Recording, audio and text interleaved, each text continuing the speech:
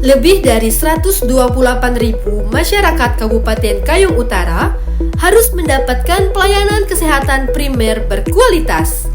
Hal tersebut harus ditunjang oleh unit penyedia pelayanan kesehatan primer dengan fasilitas dan SDM yang terstandarisasi. Selamat datang di transformasi sistem pelayanan kesehatan primer yang menjadi pilar pertama dari transformasi sistem kesehatan. Transformasi ini bertujuan untuk mendekatkan pelayanan kesehatan yang berkualitas kepada masyarakat. Perubahan mendasar dalam transformasi ini memberikan standarisasi layanan sesuai dengan siklus hidup. Dalam hal ini, setiap orang akan mendapatkan pelayanan kesehatan yang komprehensif, berkesinambungan, dan berkualitas. Mulai dari pencegahan penyakit melalui screening hingga pelayanan yang sesuai dengan masalah kesehatannya. Mendekatkan pelayanan kesehatan kepada masyarakat melalui jejaring hingga tingkat desa dan dusun. Memperkuat pemantauan wilayah setempat atau PWS dengan dashboard situasi data kesehatan per desa atau kelurahan. Perubahan sistem pelayanan kesehatan primer akan terlihat di tingkat kecamatan pada puskesmas, di tingkat desa atau kelurahan pada puskesmas pembantu atau pusku, di tingkat dusun, RT, RW pada posyandu. Pelaksanaan integrasi pelayanan kesehatan primer di tingkat kecamatan dilakukan oleh puskesmas. Pelayanan kesehatan dibagi menjadi 4 klaster. Klaster 1 adalah manajemen, klaster 2 ibu, anak, dan remaja, klaster 3 usia dewasa dan lanjut usia, klaster 4 penanggulangan penyakit menular, serta lintas klaster.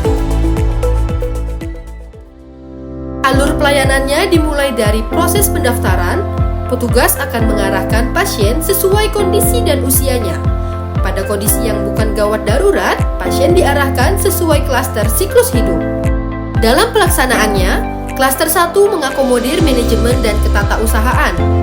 Petugas di klaster 2 dan 3 akan memberikan pelayanan yang komprehensif, yaitu screening, diagnosis penyakit, pengobatan dan konseling terhadap masalah kesehatan melalui pelayanan promotif, preventif, kuratif, rehabilitatif, dan paliatif. Jika ditemukan kasus penyakit menular, petugas di klaster 4 bertanggung jawab dalam memutus rantai penularannya. Petugas melakukan deteksi dini penemuan kasus, kontak survei, dan penyelidikan epidemiologi serta pengendalian vektor dan lingkungan. Selain itu, terdapat lintas klaster untuk mendukung pelayanan kesehatan di klaster 2, 3, dan 4 yang meliputi pelayanan gawat darurat, pelayanan kefarmasian, pelayanan laboratorium, dan pelayanan rawat inap. Selain memberikan pelayanan kesehatan, puskesmas melakukan pemantauan wilayah setempat. Petugas di masing-masing klaster layanan menggunakan dashboard untuk menganalisis data pola penyakit dan cakupan pelayanan pada satuan wilayah kerja puskesmas dan satuan wilayah desa, serta dibahas bersama puskesmas pembantu setiap bulan. Pelaksanaan integrasi pelayanan kesehatan primer juga dilakukan di Pustu, yang merupakan unit pelayanan kesehatan di tingkat desa atau kelurahan. Pustu memberikan pelayanan kesehatan dan mengkoordinir pemberdayaan serta partisipasi masyarakat desa atau kelurahan dengan SDM yang terdiri minimal 1 bidan, 1 perawat, dan 2 kader. Pelayanan kesehatan yang diberikan memiliki standar yang sesuai siklus hidup, terdiri dari screening, edukasi kesehatan, pengobatan terbatas, laboratorium dengan point of care test atau POCT.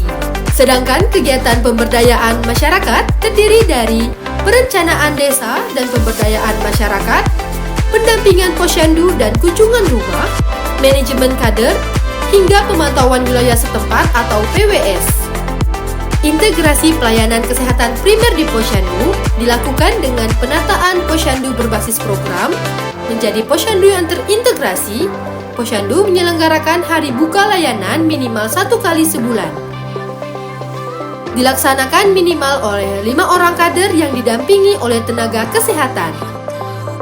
Pelayanan yang diberikan yaitu edukasi dan screening masalah kesehatan yang diberikan sesuai siklus hidup, serta layanan pencegahan seperti imunisasi dan pemberian makanan tambahan. Di luar hari buka Posyandu, kader juga melakukan kunjungan rumah atau keluarga di wilayah Posyandu. Kunjungan rumah atau keluarga bertujuan untuk mengidentifikasi sasaran yang tidak mengakses pelayanan kesehatan, ketidakpatuhan dalam pengobatan, tanda bahaya, serta memberikan edukasi kepada keluarga atau anggota keluarga. Hasil kunjungan rumah akan dievaluasi bersama tenaga kesehatan dan kader di Pustu seminggu sekali.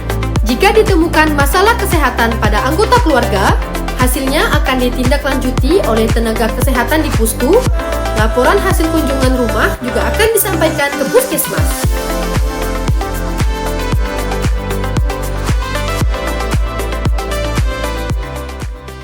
Saya Muklas, Kepala Desa Podorukun, Kecamatan Seponti, Kabupaten Kayong Utara. Saya mendukung integrasi layanan kesehatan primer dengan pelayanan sesuai siklus hidup sehingga sangat bermanfaat bagi masyarakat desa.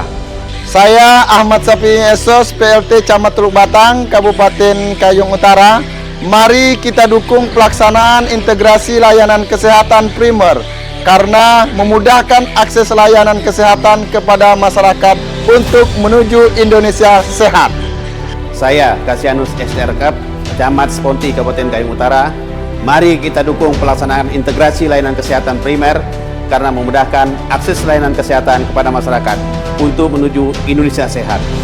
Integrasi layanan kesehatan primer bertujuan mendekatkan akses layanan kesehatan, baik layanan kesehatan promotif, preventif, kuratif, rehabilitatif, dan paliatif untuk semua fase kehidupan di masyarakat. Mari kita dukung sistem layanan kesehatan primer untuk menuju Indonesia sehat.